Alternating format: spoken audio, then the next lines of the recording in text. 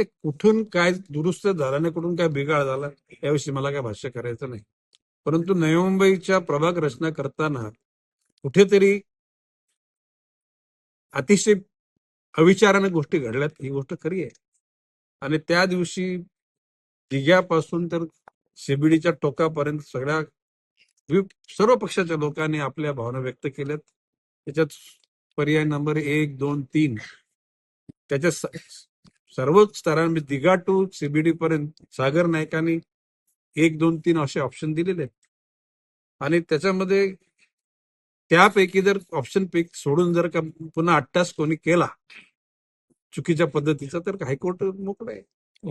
नवी मुंबई भाजप या संदर्भात न्यायालयाचं पायरी हो, चढण्याची अरे आमच्या शहर जिल्हाध्यक्षांनी पण तेच म्हटलेलं, आम्ही शेवटच्या टोकापर्यंत आम्ही न्याय मिळू. आणि या नवी मुंबई शहरातला नागरिक, ऐरोली मतदारसंघाचा आमदार आणि पालघर जिल्ह्याचा पालकमंत्री आणि महाराष्ट्राच्या मंत्रिमंडळाचा मंत्री म्हणून चुकीची पद्धत असेल त्या पद्धतीला विरोध करण्याचं आमचं जे व्यक्ती स्वातंत्र्य आहे ते अबाधित आहे. आणि माननीय न्यायालयाकडे जाऊन ती चुकीची बाब त्यांना दाखवली जाईल आणि त्याच्यातून जे अन्याय कारक जी गोष्ट झाली ती दूर करण्याचा निश्चित प्रयत्न केला जाईल.